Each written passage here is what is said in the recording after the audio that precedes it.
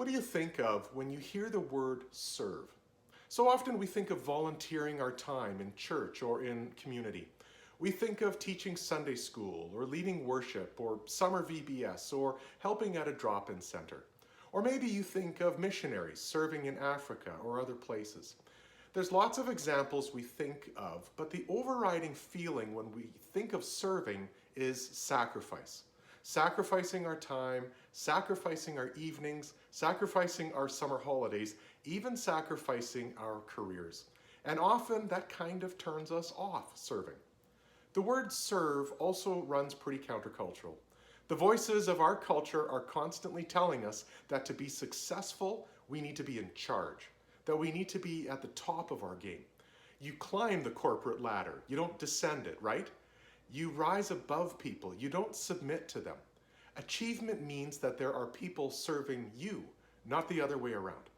But the Bible speaks about serving as the kind of action that pleases God. The Bible is ridiculously countercultural because it calls us to willingly lay down our time and our talents and our treasures for other people. It consistently tells us to deny ourselves and to give freely of the favor that God has given us. It calls us to serve without any recognition or applause, not to gain any moral high ground or superiority, but simply because God calls us to it. If I asked you this morning, what makes it hard for you to serve? I know the kind of answers you'd give me. You'd say that you don't have enough time at the end of the day. You'd say that your weekends are too full, or that you need time. You need that time to recharge for the week ahead. You'd say that you barely have enough energy for your regular tasks, not to mention adding on a volunteer job. And all of these are legitimate reasons. I get it. I have a life and I have a family too. It's hard to get people to serve these days. But if people are honest, the number one reason why it's hard to serve is because of the way that it drains our tank. Serving means sacrificing, and sacrificing means depleting our resources. Now, as believers in God, we want to be in service for God. No matter where we are in life, when God's Spirit lives in us, there's something fulfilling when we serve Him. When we receive the grace and the blessing of God, there is just this natural desire to bring that to other people. So how can we serve without it being draining? How can we find joy in our serving so much that we find the freedom and the desire to do it? Well, it involves changing our hearts to what service actually is. We have an equation that we use when we think of serving. It doesn't really hold out for the long term, but our equation is this: comfort plus giftings equals joyful serving. We've kind of come up with this formula on our own and have spiritualized it. Let me unpack it for a little bit. The first part of the formula is comfort. Personal comfort is when we have our needs met. Now, having needs is a legitimate human thing. We all have needs and we need to have them met. For example, we need sleep. There have been many studies over the last few years showing that there is a link between good mental health and a proper amount of sleep. We function better when we have that need met. Another need is rhythm in life, the proper amount of work and rest. We don't function well when we are all work and no play. We also become really unproductive and slip into really unhealthy patterns when it's all play and no work. Another need dawned on me when our kids were little. Laurel was very committed to having an environment of routine for our kids. Kids thrive when they know what to expect. Even the simple things of regular meals and snacks. Children thrive when their needs are met, and a huge need is that their environment is predictable and stable. And she worked very hard to give that to them. She still does. We all have needs that need to be met in order to function in life. No matter what your life looks like, you will have a difficult time thriving when your needs aren't met. It's really tough to maintain a job or a marriage or a household when we don't have rest or structure or routine or other needs. But comfort is different than needs. I think a lot of us think, I can serve, but only when I'm comfortable. And these go above our basic needs and they kind of delve into our wants. Our personal comfort are our social needs. our spiritual needs, even our caffeine needs. We say that when I've had enough downtime, when I've had enough me time, when I'm with the right people, when my tank is full, when the coffee is good, well, then I will have the capacity to serve. We like our comfort to be met when we serve other people, and if serving depletes our comfort, well, then something's wrong, and we often back out. The second part of our formula is giftings. We feel that serving is only effective when it comes out of our giftings.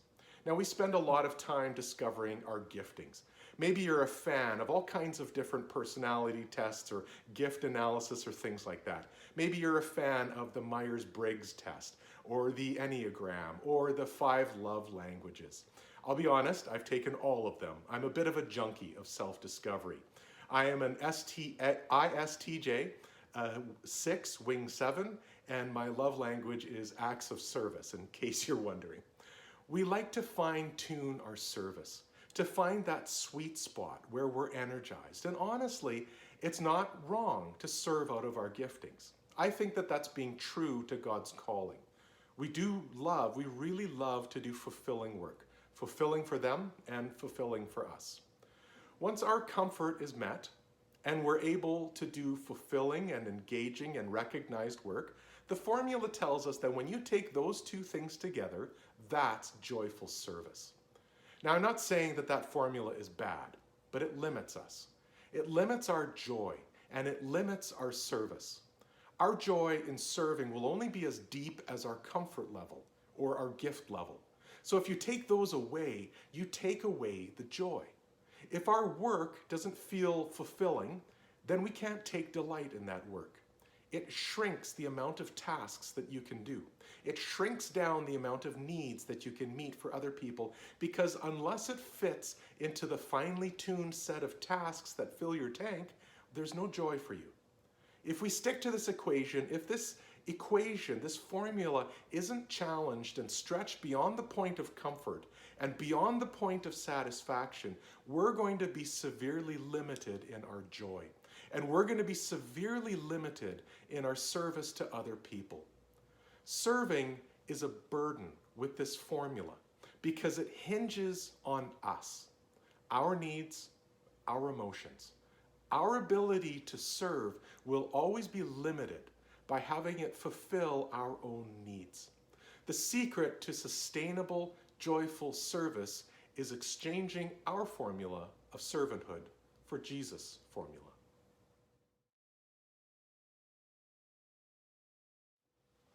Watchman Nee, who was a missionary in China, tells about a Chinese Christian who owned a rice paddy next to one that was owned by a communist man. The Christian irrigated his paddy by pumping water out of a canal using a leg-operated pump, a pretty tiring process. Every day after the Christian had pumped enough water to fill his field, the communist would come out, remove some of the boards that kept the water in the Christian's field, and let all the water flow down into his own field. That way he didn't have to pump. This continued day after day. Finally, the Christian prayed, "Lord, if this keeps up, I'm going to lose all my rice, maybe even my field. I have a family to care for. What can I do?" In answer to his request, God put a thought into his mind. So the next morning he arose much earlier in the pre-dawn hours of darkness, and he started pumping water into the field of his communist neighbor. Then he replaced the boards and he pumped water into his own rice paddy. In a few weeks, both fields of rice were doing well. And in a few weeks later, the communist was converted. Jesus has a better formula for serving. Whenever he talked about serving, he spoke about it like it was this deep joy. Whenever Jesus demonstrated serving, it was accompanied with a lasting joy. Jesus' serving always contained a joy that could ride the ups and downs of how fulfilled we were, the ups and downs of how comfortable we are. This is how Jesus served, out of this unquenchable joy. And the beautiful thing about who he is that he wants to pass this on to us.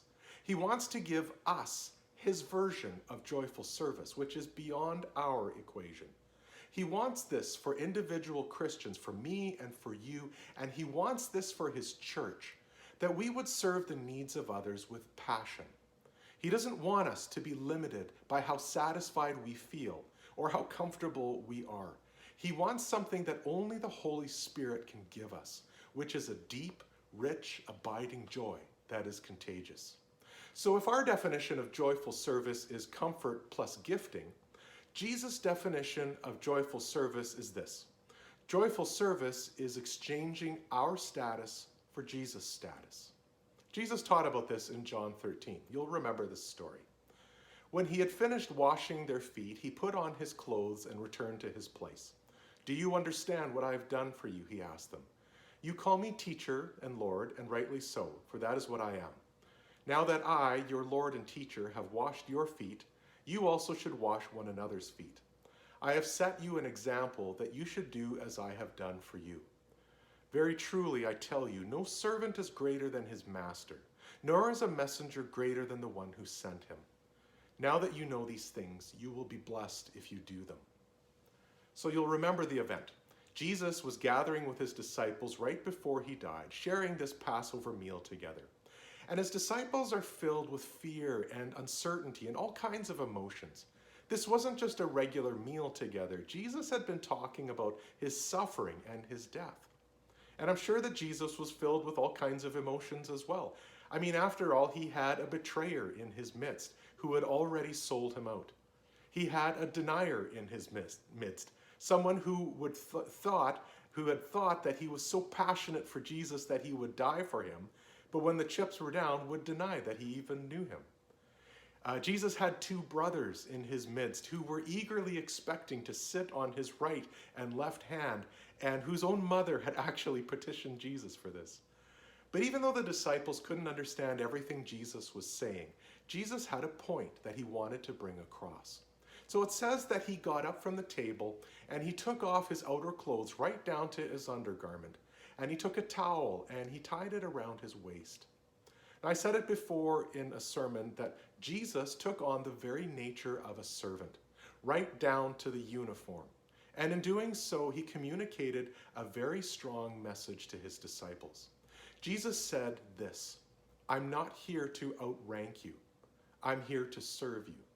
And because I'm doing this, you now have the freedom to do the same." Jesus was picturing what he would do on the cross. In a few hours, he would be stripped of his clothes and stripped of his dignity, and he would open wide his arms of love in complete vulnerability to love us who have no dignity. But here's the great exchange, and don't miss this. By surrendering himself, he now gives us his dignity, his robes of righteousness. He exchanged his glory for our sin so that we could take on his righteousness.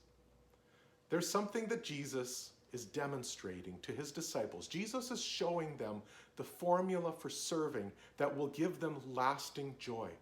Jesus is showing them what freedom looks like. Freedom from the burden of serving. Freedom from ourselves. Freedom from the burnout of serving. Freedom from having our needs met in serving. Jesus explains this to his disciples. He explains this in verse 16. "No servant is greater than his master, nor is a messenger greater than the one who sent him." What he's saying is this. This is what service looks like. This is the formula for serving. Here I am, taking on the essence of serving. I'm exchanging my glory for the humility of serving. And this is the heart of Jesus' example. Jesus laid aside his status to become a servant, and he calls us to lay aside our status as well. Because what we're doing is not demeaning ourselves. We're actually taking on the status of Jesus. Because here's the thing. Unless we exchange our status for his status, unless we let go of the status that we hold on to and all the needs that have to be met, we will never be able to find joyful service. Louis C.K. is a comedian, and he has a routine in which he jokes about having the thought of giving up his first-class airline seat to a soldier.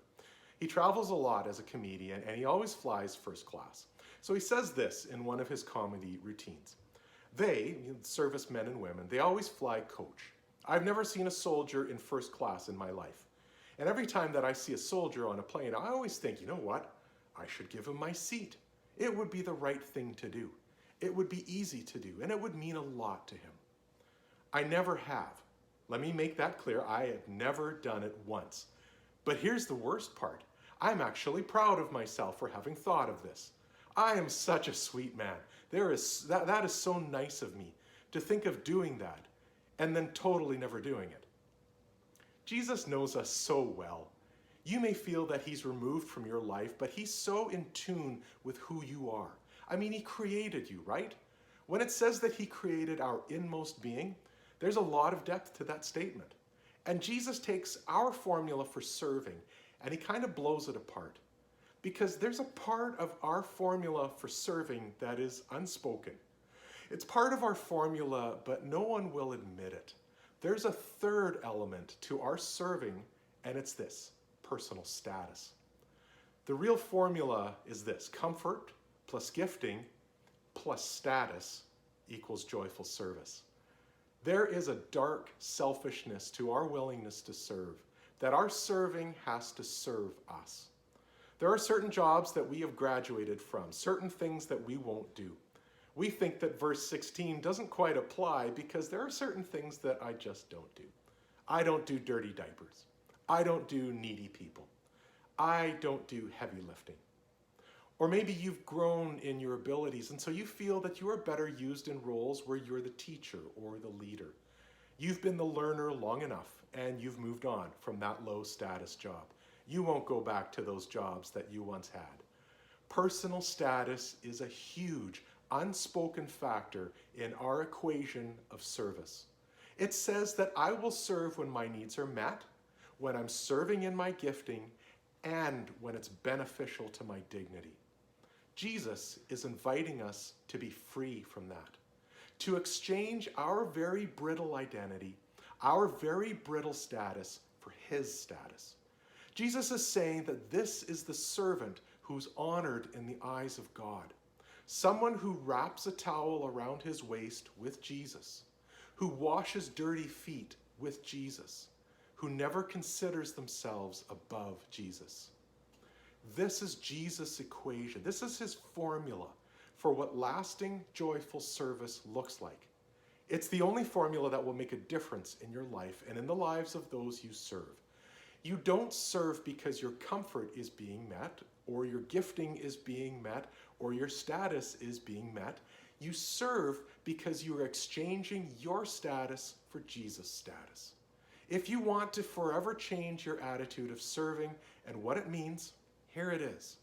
If you want to be free of the frustration that so often accompanies serving, here's where it begins.